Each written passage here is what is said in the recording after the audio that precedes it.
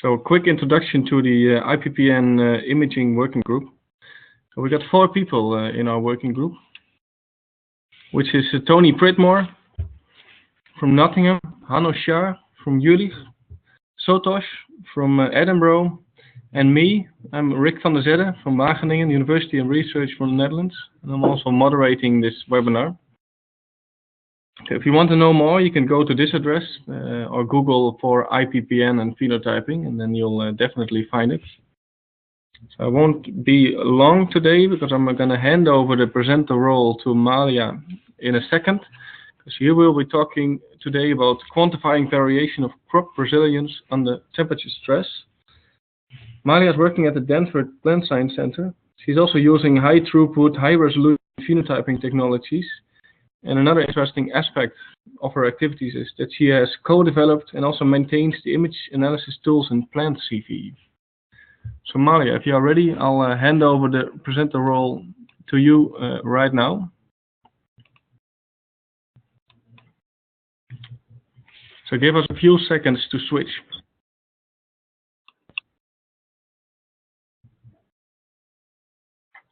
Okay, I hope everyone can see my screen. Definitely. Okay. So first, thank you to the imaging working group and to Rick for organizing. I'm really excited to talk about how my group is using natural variation to identify crop resilience under temperature stress. And I'm located at the Donald Danforth Plant Science Center, like Rick said, and we're in St. Louis, Missouri. So yes, on the other side of the world. It's 9 a.m. where I'm at.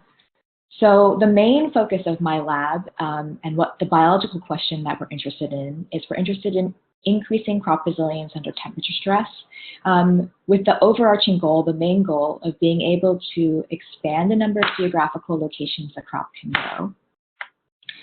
And also to possibly expand the growing season of that crop. So can we take a crop like maize or a crop like sorghum, be able to have it grow earlier in the growing season, so it's less likely to hit drought, heat later in the growing season where it's most detrimental to the development of that crop. I'm actually going to switch my pointer so that I have an arrow so that you can see my, let's see if I can switch this.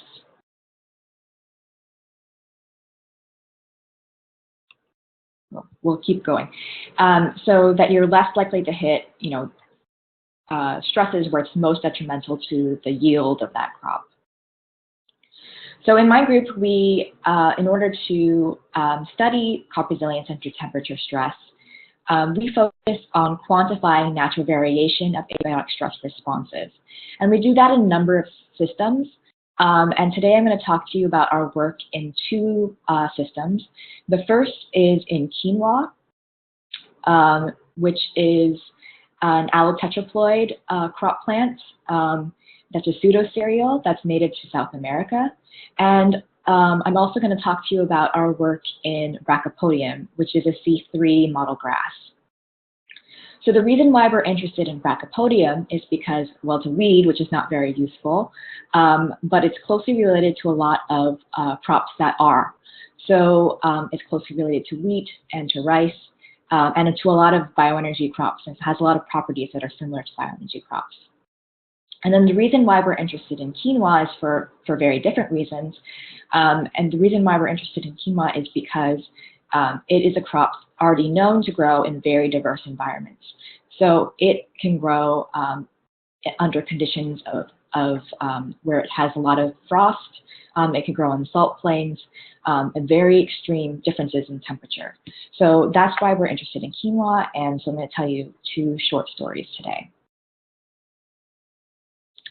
So one of the challenges in general of studying stress is that traditionally the measurements of stress are destructive. So for example, in temperature stress, when you do, you want to, for example, assay a plant's freezing tolerance or its heat tolerance, you might do what's called an electrolyte leakage assay. And in order to do that assay, you have to cut the plant material and then freeze it. progressively lower and lower temperatures.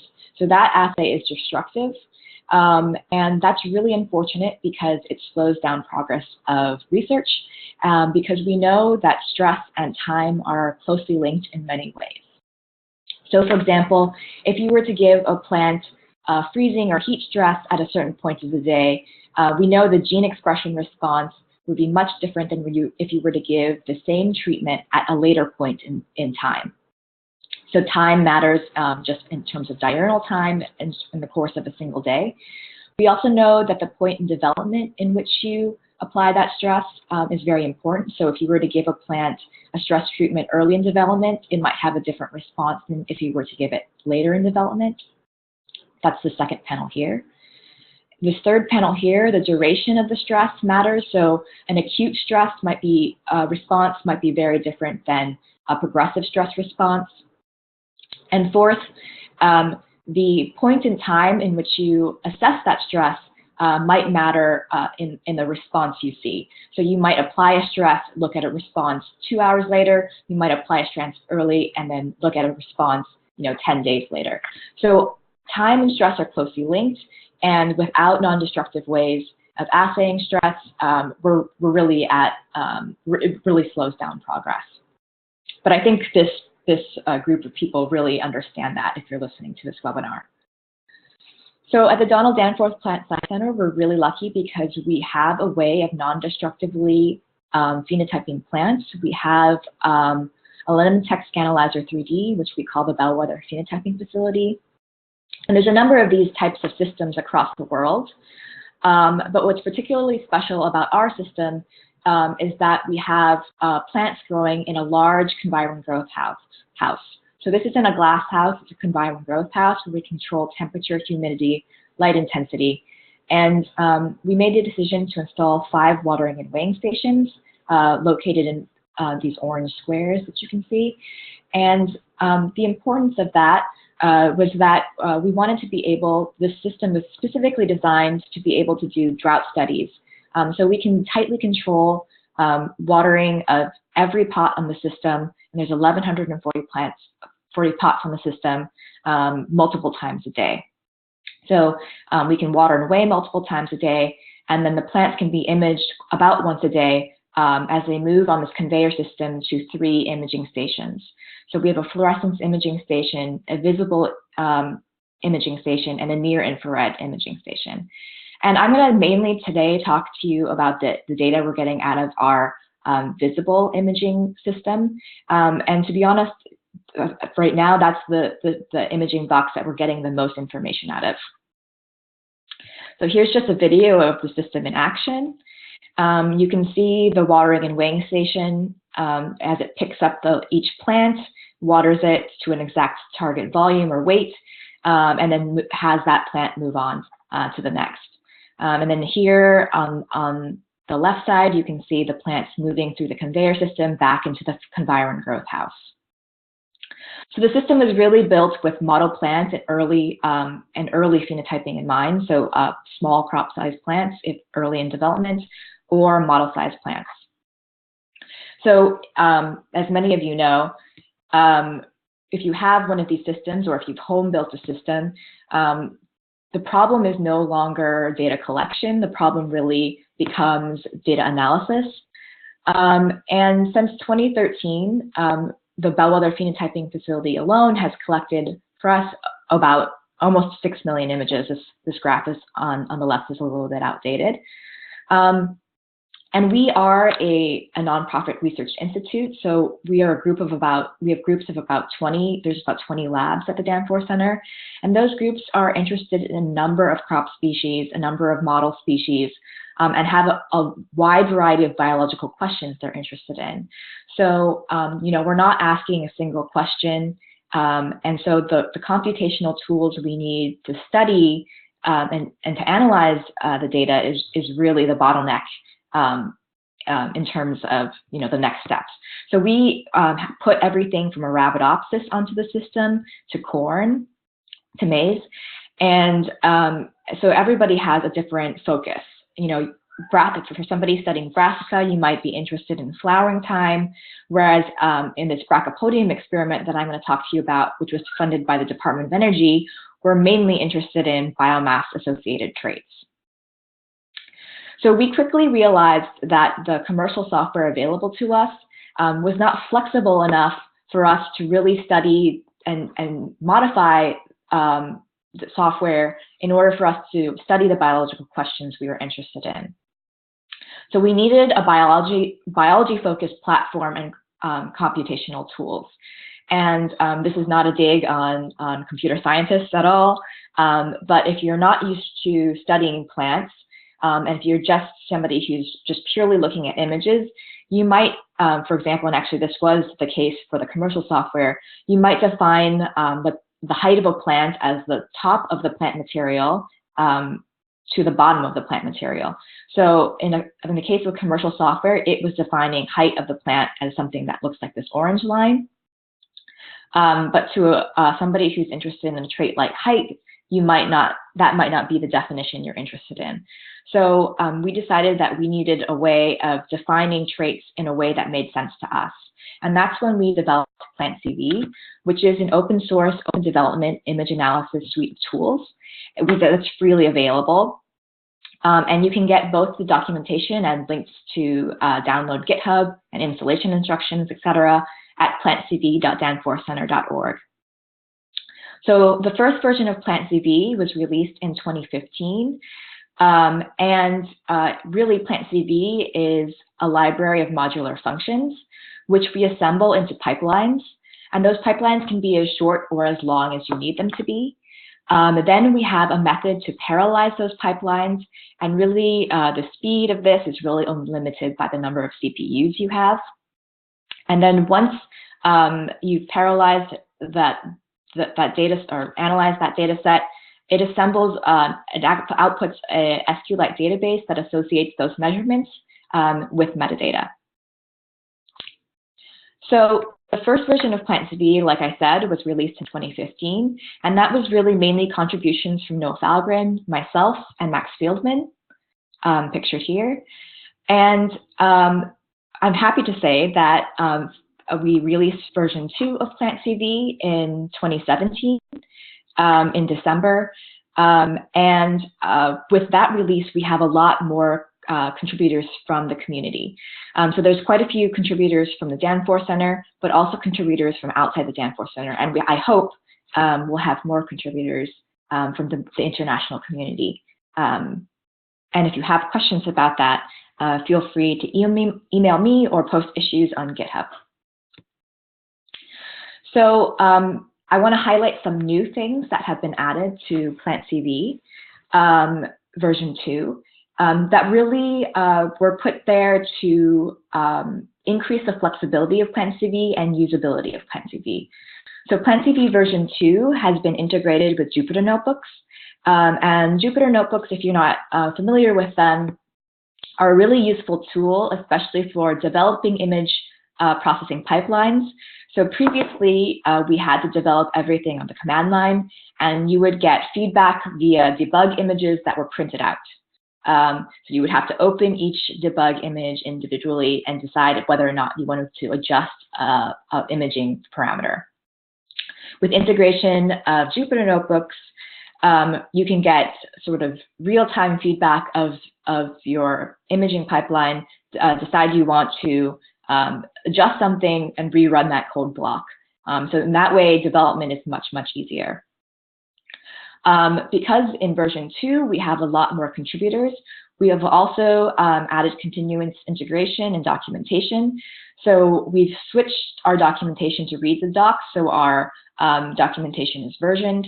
Not only that, but we're integrated with Travis CI, which means that our code is being tested, which is very useful, so that if you decide that you want to contribute code to PlantCV, we can check that the code that you contribute doesn't break my code, somebody else's code, when it's added. And currently, about 90% of all PlantCV code is being covered by Travis CI tests, which is nice.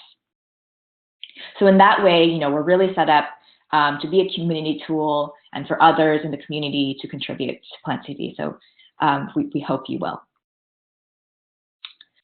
So a lot of, in addition to sort of these functionality additions, we've also added image processing functionality additions. And that was really to try and enable low-cost, high-throughput phenotyping. So to be able to use PlantCV to analyze the data that we're getting off of our low-cost, high-throughput phenotyping systems. And that was selfishly important to us as new investigators, because we wanted to be able to use low-cost methods in addition to fancy commercial systems. So in my group, we have put together 2 Raspberry Pi imaging chambers. So there's 144, we have 2 chambers with 144 Raspberry Pi computers. So these are small, cheap, credit card sized computers. They're about the size of I said credit card. And in order to manage all of those Raspberry Pis, we use Ansible. And then we power those Pis over Ethernet for consistent data transfer.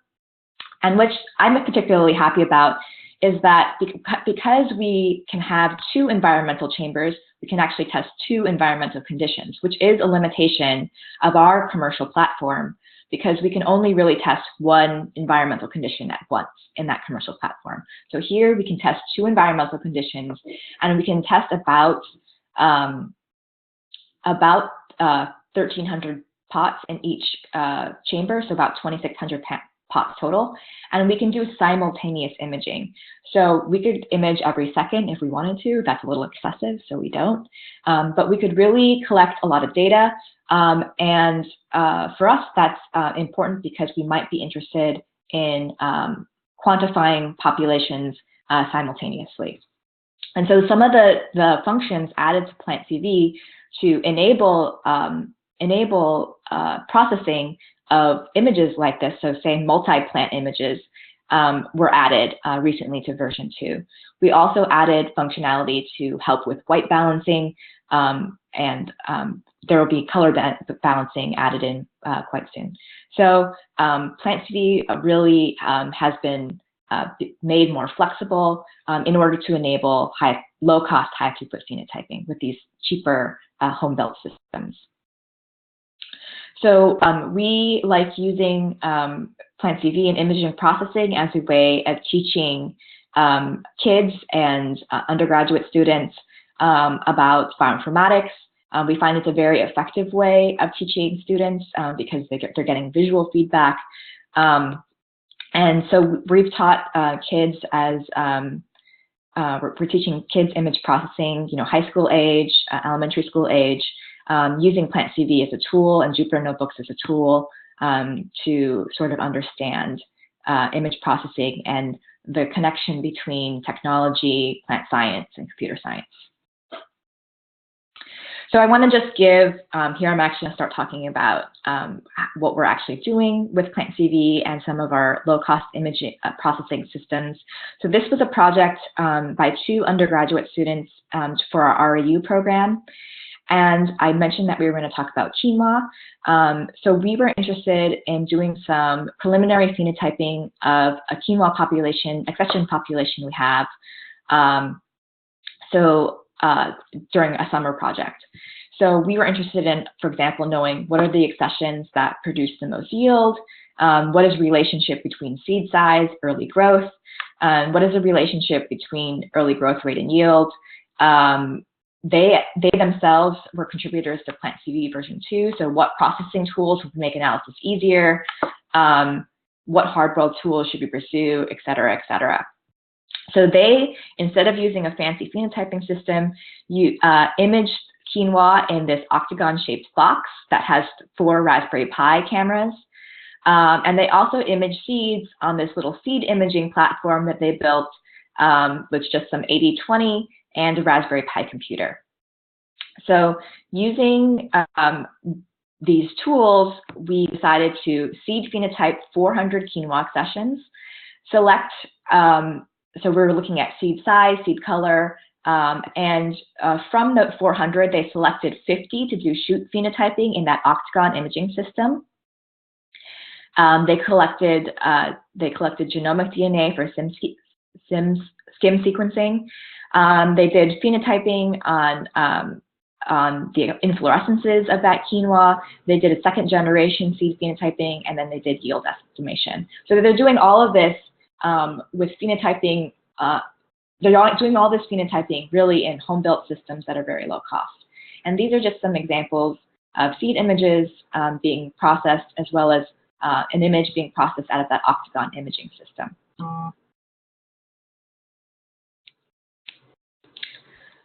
So here's some data. So here's the phenotypes of 400 accessions of quinoa that they phenotyped in about a week with their little home-built system.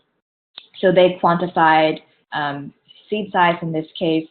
And I'm just pointing out here QQ74, which is a sequence variety of quinoa. So you see that's about a mid-sized quinoa. It's not very large, it's not very small. And so they selected 50 accessions from across this size gradient and decided to do biomass phenotyping on those. So they did early biomass phenotyping for the 50 accessions in that octagon imaging system. And what you can see is that they're getting data where they can see variation in biomass accumulation over time.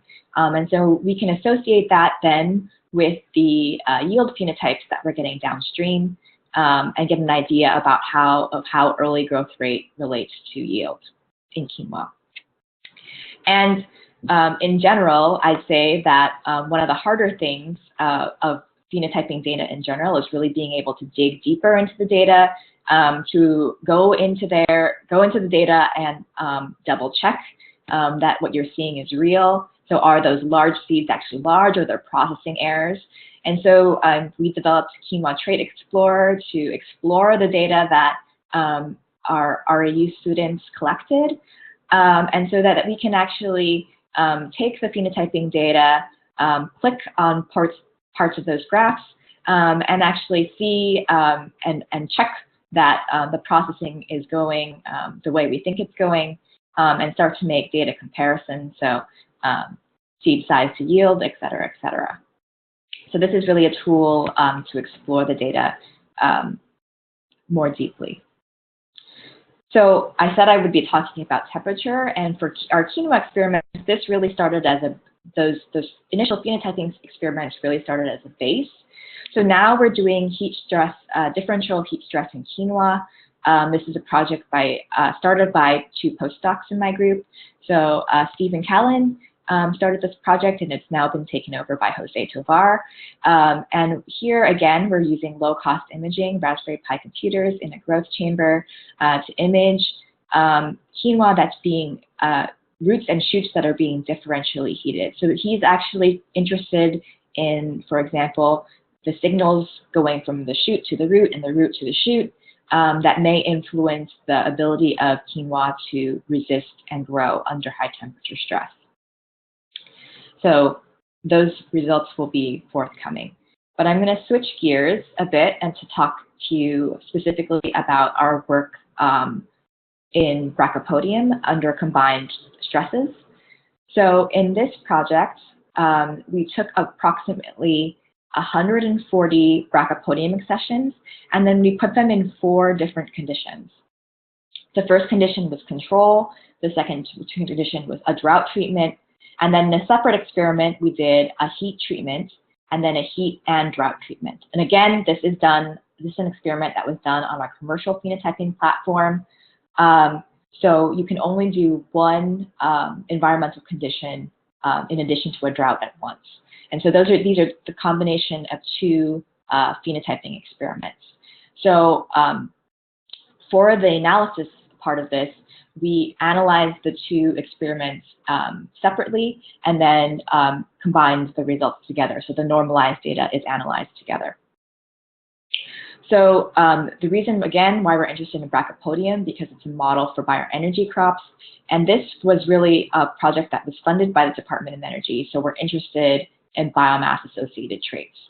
One challenge with this particular population of Brachypodium is that there's actually quite strong population structure. And what I mean by that is that there is not a lot of admixture in this population. So there's genetically distinct groups of Brachypodium that don't have a lot of mixing that would lend itself to doing something like association mapping.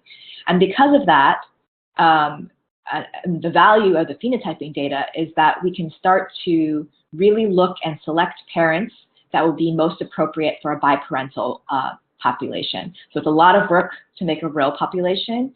And so we want to be able to use the phenotyping data in order to intelligently select the parents for our population.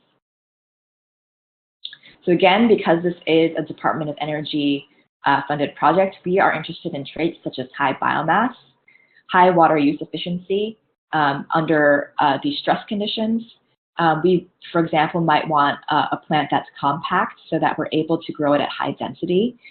We want a plant that has a high growth rate. So, for example, with the time component, 2 plants may be able to reach the same biomass levels by the end of the same period of time, but one plant A might be able to reach the same biomass point of biomass earlier in its growth cycle. So growth rate is a very important trait. And then we also want a plant, and ideally we'd want a plant that stays green by the end of the experiment. So we want something that's photosynthetically active at the end of the experiment. So I'm going to go through a few of the traits and just so that you can kind of see how we're putting together data and we're using it to select parents for biparental populations. So the first trait, again, we're extracting traits from images. So they're all proxy traits, they're modeled traits. We do the modeling per experiment. So not per species, but per experiment. So for example, my model for biomass in the heat and drought experiment is slightly different than my model for my second experiment under heat and drought experiments. And the way we select those models is that we're associating them with destructive harvest measurements of fresh weight biomass. So you can see the model in the first experiment under control and drought includes side view area and the height of that plant, so the height above the bound, whereas the second experiment includes the height, the area of that plant, the side view area, as well as principal component 1 and principal component 2 extracted from color information. So slightly different models for the 2 experiments. So once we have biomass modeled, we can extrapolate that for the entire population and look across those 2 experiments. So here is basically a lot of data all in one slide. And on the y-axis, you have the Brachypodium accessions. So every row is a different accession. And then on the x-axis, you have time. So you have accumulation of that biomass over time. And what you can see, hopefully see, is that there is variation in the rate of biomass accumulation under both the experimental treatments as well as across the genotypes that we're looking at.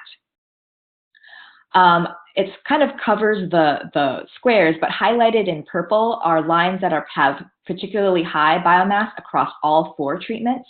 So, and then highlighted in green are lines that don't have particularly high biomass under all 4 treatments.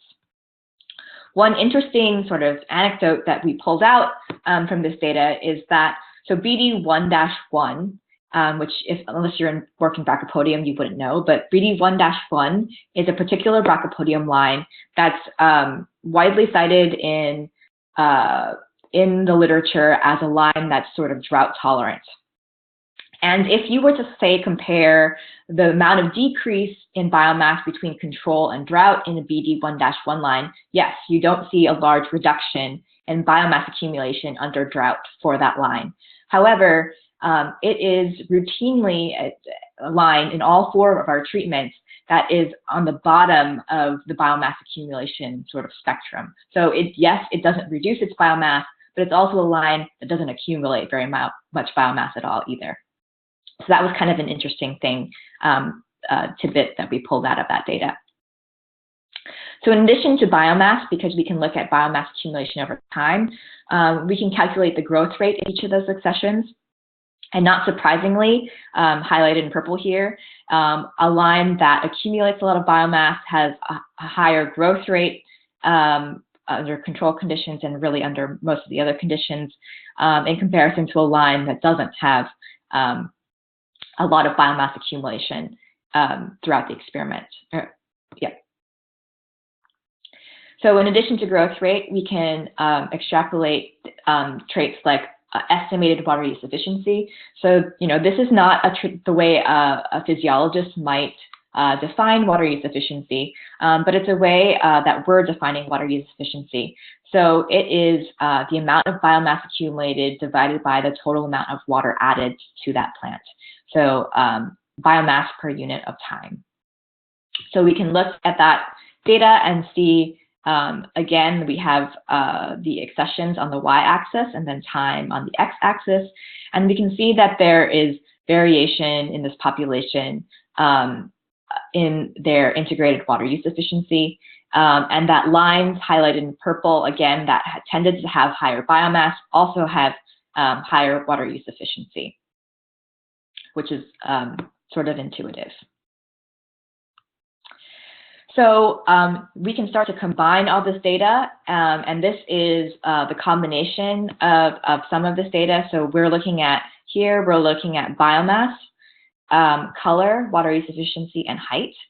The 4 columns for each of these traits are control on the first column, drought on the second column, heat on the third column, and heat and drought on the fourth column for each of these traits.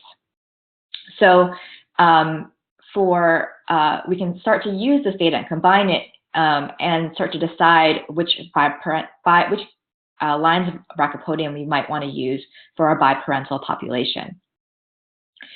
So if you're blue all the way across, if you have more of a blue color, that means you have relatively high biomass in comparison to the other accessions. You have relatively low change in color, so presumably you're staying green till the end of the experiment. You have high water use efficiency if you're blue all the way across under those conditions, and you are tall. And then if you're orange, you're the opposite. So you have low biomass, you have higher change in color, which we presume is a bad thing. You have low water use efficiency, and you're short. So we can start to pick out lines that are blue all the way across, and then lines that seem to do worse that are orange all the way across, and pull those lines out.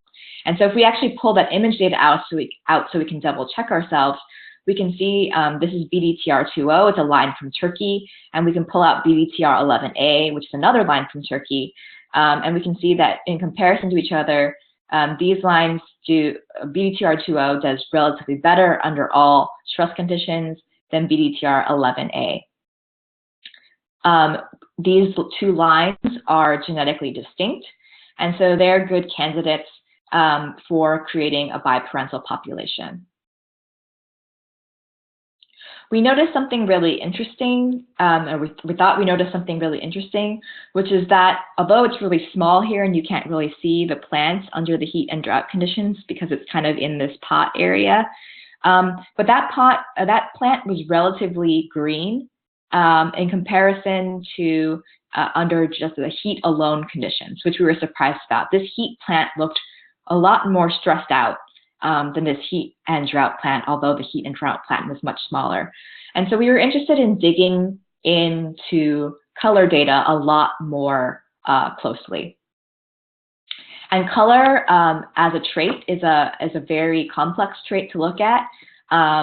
For example, if you were just to think about there being a red channel, a green channel, and a blue channel in one of these RGB images, so there's 3 channels, and then you multiply that by the number of visible images we have. It's a lot of data, and it's a quite complex trait. So as a first pass, as a first way of analyzing this data, we thought we would do a principal component analysis. So in this principal component analysis, we're putting the control and drought data into one PCA and the heat and drought into another PCA, and then just seeing if we can separate the two treatments. And what we see is that if you color the PCA by treatment, so red is the drought treatment and blue is the control treatment, or the heat treatment alone and the heat and drought treatment, or the control treatment and the drought treatment. You can see that the two treatments in both PCAs start to separate from each other.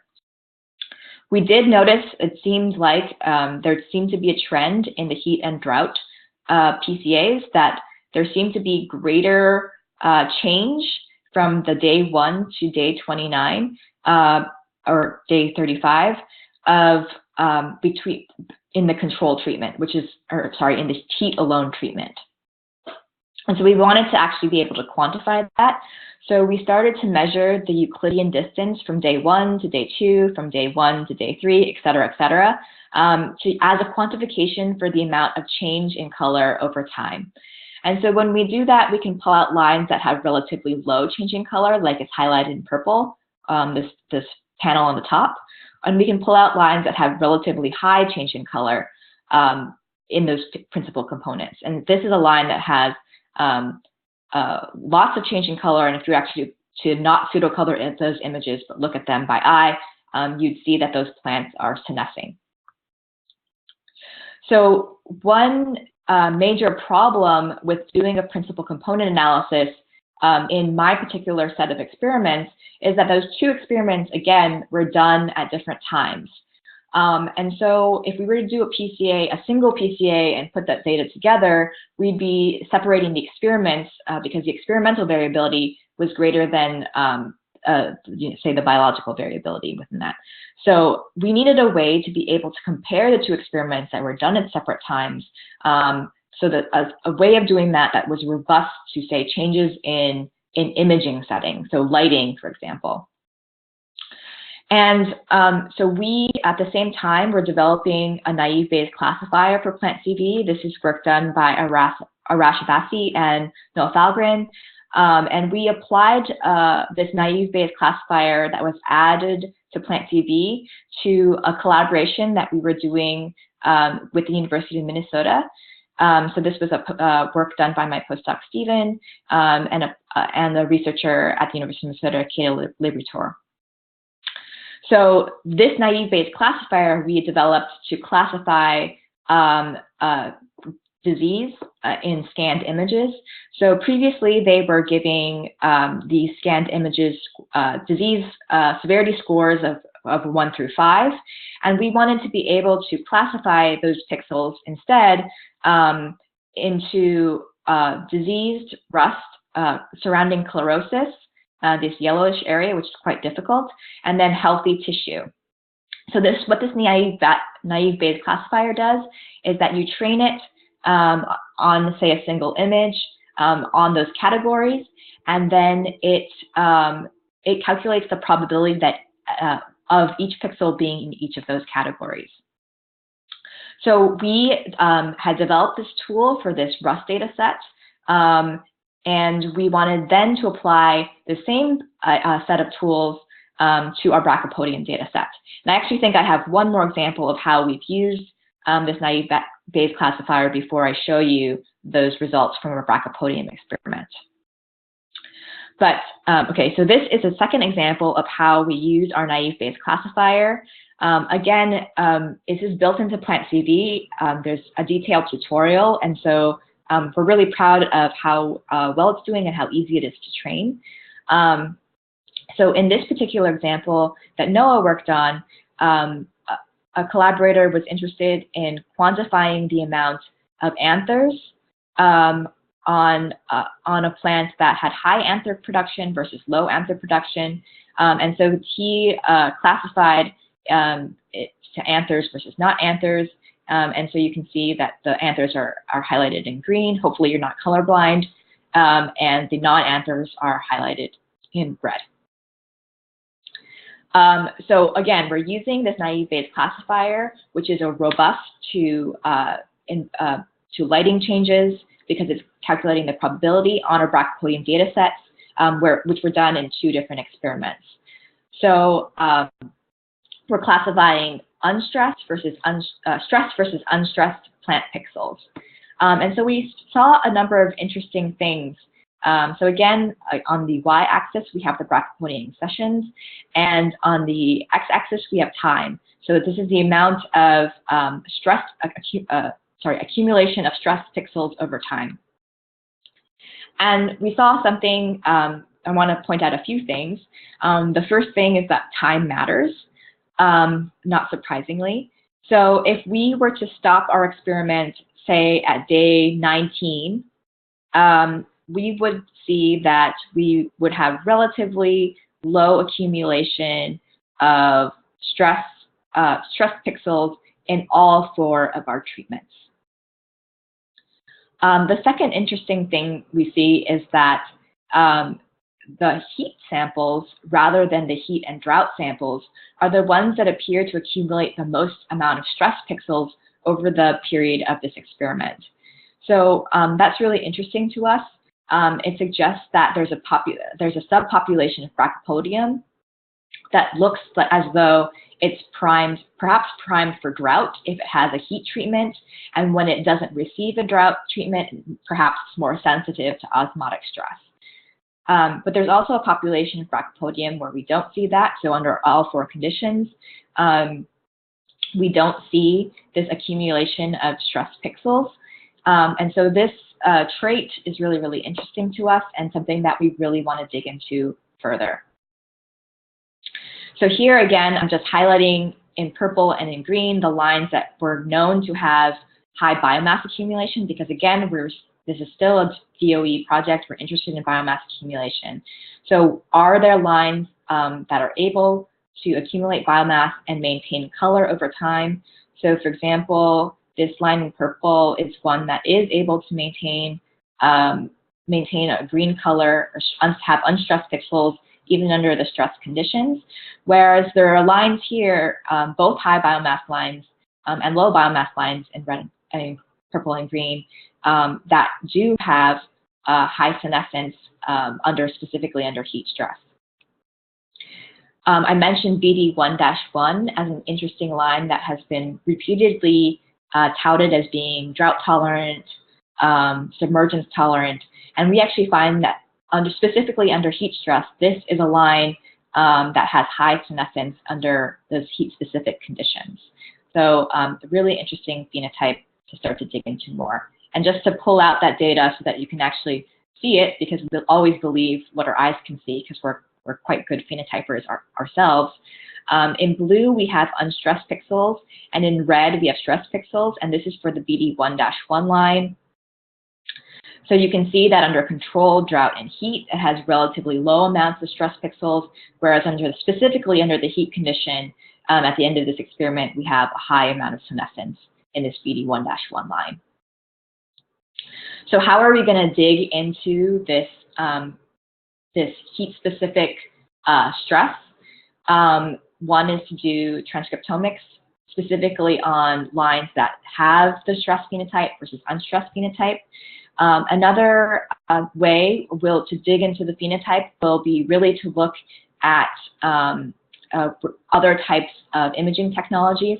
So specifically, we're interested in using hyperspectral imaging to start to understand better those changes in color. So how early are those happening? How early can we identify them?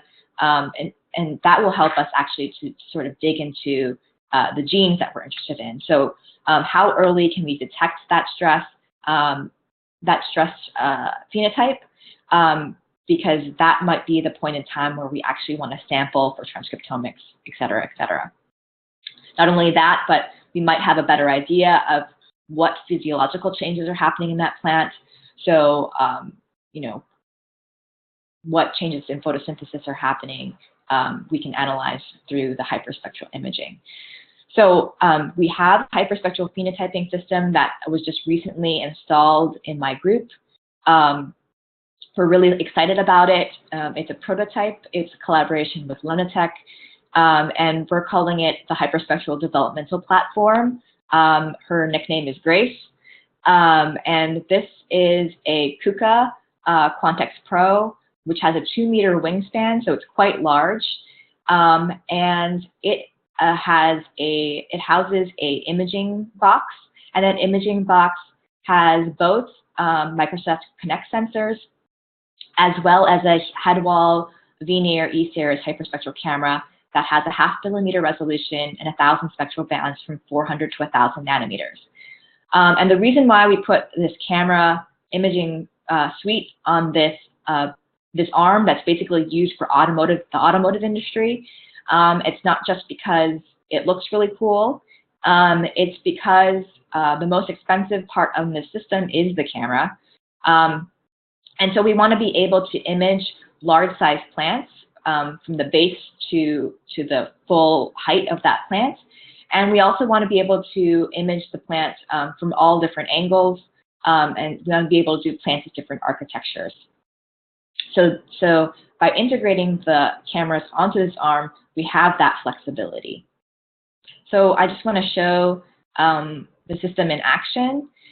This is just some data we extracted to show the normalized difference in the red edge and then the water index. So you can see actually in this water index extracted data, we have higher water content in the veins of this plant compared to the blade. So this is a tool that we're developing. This is a high resolution tool, not necessarily a high throughput tool. And really the hope is that we identify spectral signatures for stress, for disease, that can be put onto lower cost phenotyping systems. So this is my second to the last slide before my acknowledgements.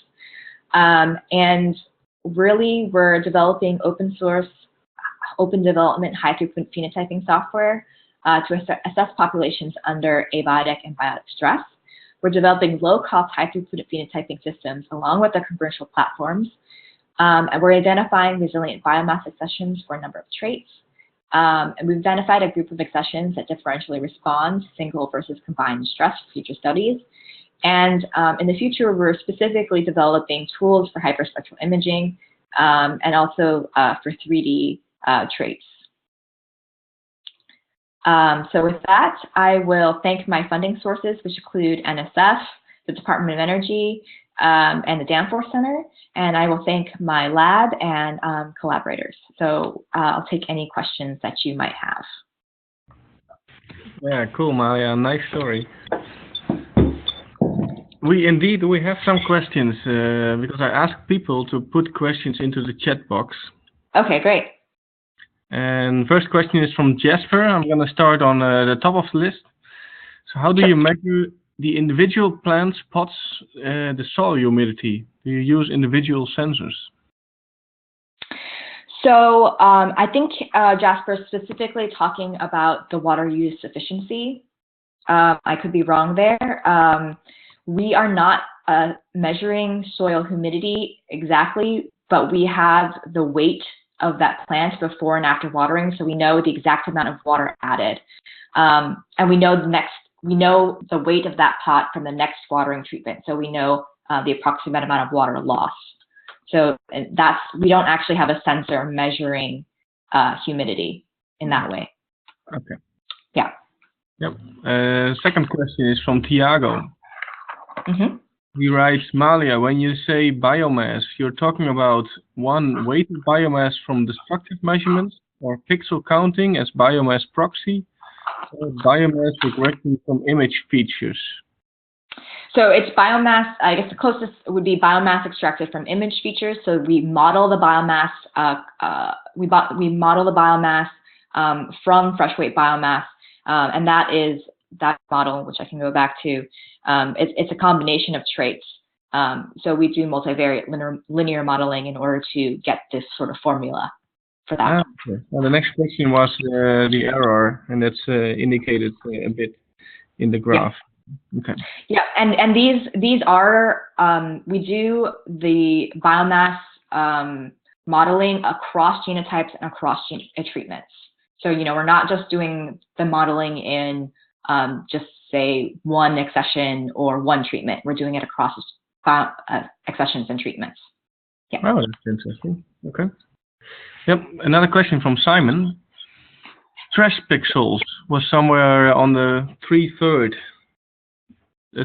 of the story. Actually, stress pixels are defined by color trait only in RGB FIS. That's the question. Stress pixels. I think he's talking about the naive phase. And yes, that was based on the color data alone. So we use HSV color. Actually, no, for the naive phase, we use RGB color. Sorry, HSV. So, and then we calculate that we use the probability density functions are calculated for each category, and we use those to categorize stressed versus unstressed pixels. Mm-hmm. Yeah. Okay. A few more questions. Sure. Another one from Jasper. Actually, the same question that I was about to ask. Are the images of the individual plants and pots analyzed in real time? For instance, they are not. The non-stressed pixels in Brachypodium, or is it afterwards? So the analysis is done afterwards. In theory, we could download the images as they come off the system, but we tend to analyze all the data as an aggregate. So I would say that I don't think anybody is really doing, at our institution, nobody's really doing real-time analysis.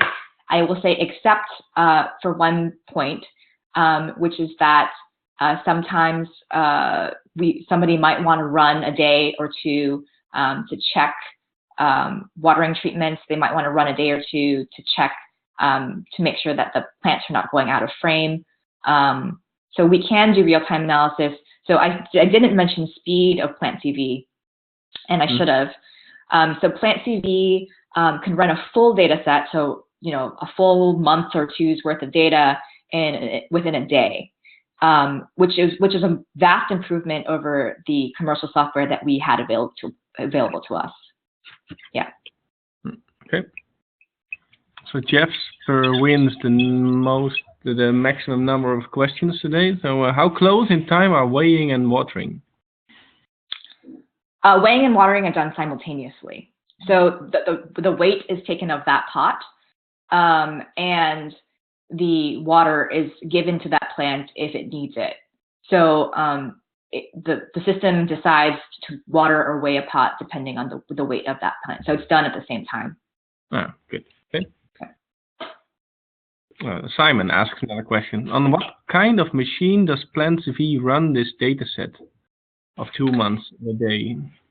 Sure. So when I say it can run in a day, we're normally running on 20 CPUs. We're running that on servers, but you can run PlantCV locally on a single CPU. Of course, it would take a longer amount of time, but you can run PlantCV locally. So I do a lot of PlantCV development locally, but then I'll run on servers. So it can be you can have a small or large of a system as you need. Okay.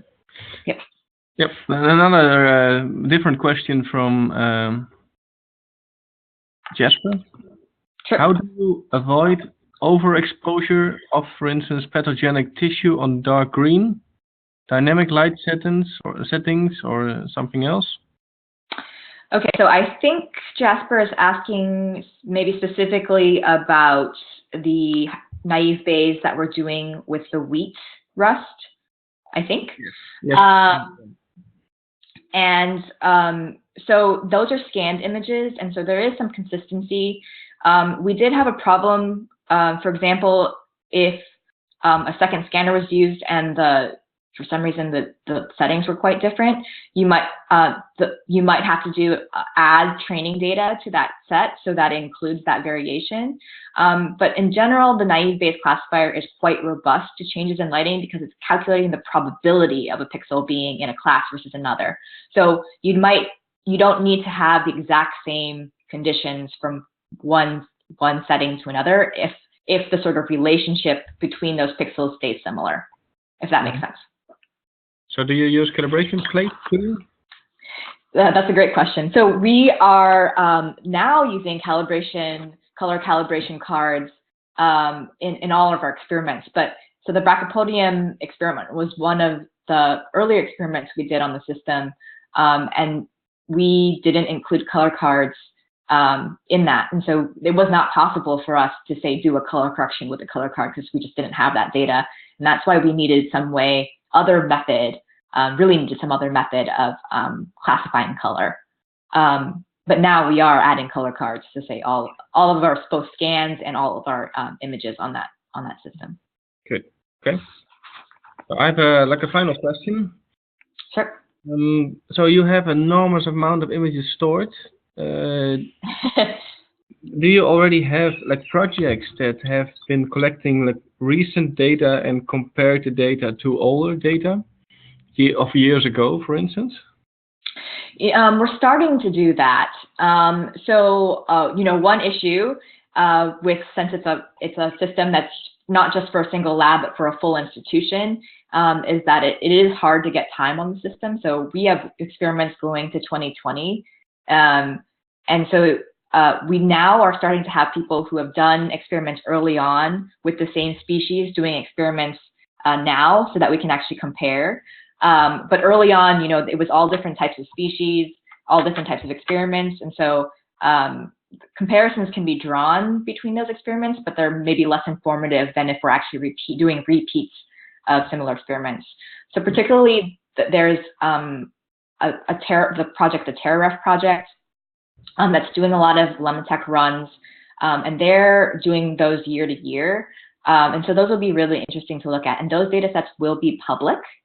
And so that's something that can be a community resource to start to look at sort of year to year on these systems, how the data compares.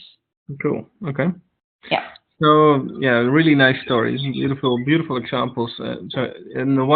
Another question I could suggest, but do you have options for visiting scientists at your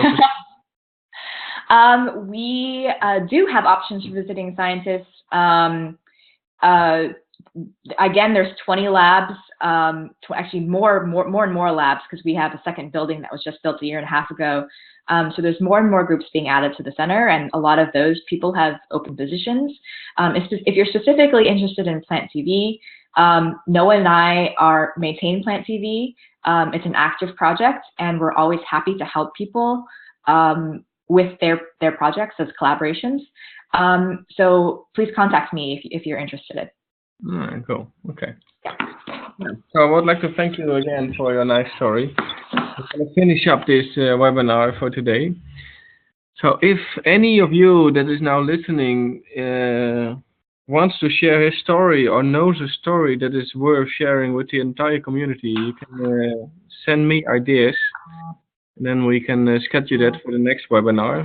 So the next webinar will be announced by email soon, because I'm hoping that we can do like about 4 to 5 webinars every year. So keep me up to date with ideas for the next webinar. Okay, so thank you all and have a nice day. Thank you.